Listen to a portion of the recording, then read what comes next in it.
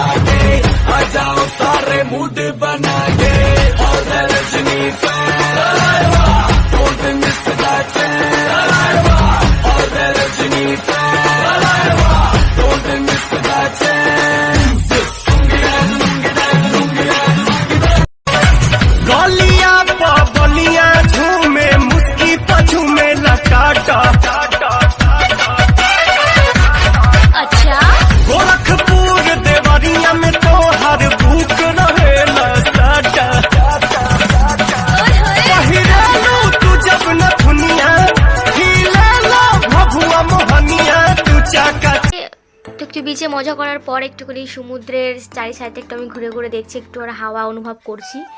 আর পাশে একটা বোট রাখা ছিল, এই বোটে করে ওরা সমুদ্রের পাড় থেকে একটু ঘোরে, যারা অনেকে আছে। আর সত্যি সমুদ্রের হাওয়াটা মানে হৃদয় যখন স্পর্শ করে মনে দুঃখ কষ্ট সব ভুলিয়ে দেয়। তো আমার সত্যি খুবই খুবই ভালো লাগছিল। আর এই যে আমার ভাই প্রীতম আর এই যে শুভম, তো দেখো এরা ফটো পোজ দিচ্ছে, একজন তুলছে। তো দেখে সত্যি খুব আমরা এনজয় করেছি এখানে, আর খুবই খুবই ভালো লাগছিলো। তো আমরা বেশিরভাগ রুমে ছিলাম না, আমরা শুধু বিচে এদিক ওদিক ঘুরে বেড়াচ্ছি। আর শুভম ওখান থেকে হাত তুলে একটা জাস্ট করে দিল। তো দেখো চলো।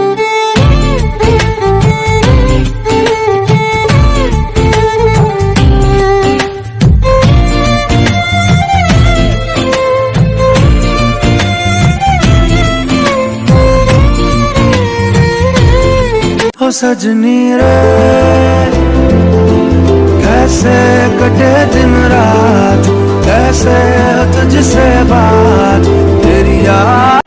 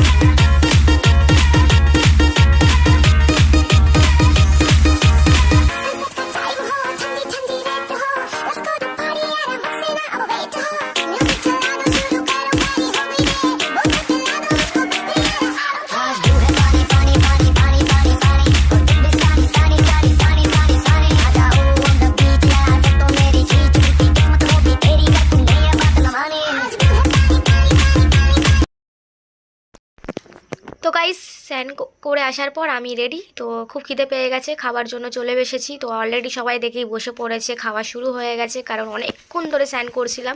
তো এখন বাজে 3:30। তো সবার তো খিদে পাওয়ারই কথা। তো দেখো সবাই মোটিভেশন দিচ্ছিলো আমার সাথে, সবাই একটু সহায়তা করছিল।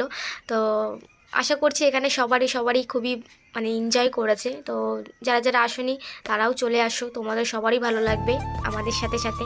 আর পুরী তো আমার বেস্ট জায়গা, কারণ আমার সমুদ্র আমি খুবই ভালোবাসি। আর সমুদ্রে স্নান করে যে মজাটা পায় তার থেকে মন্দিরে গিয়েও আরও বেশি মজা।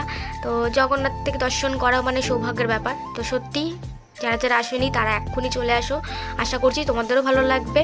তো আর কিছু বলার নেই, আর যা যা করছি না করছি তোমাদের শেয়ার করছি, ভালো লাগলে আমার পাশে থেকো। তো চলো দেখতে থাকো। এটা হলো বিকেলবেলা, তো আমরা রেডি হয়ে বিচে চলে এসেছি সন্ধ্যাবেলায়।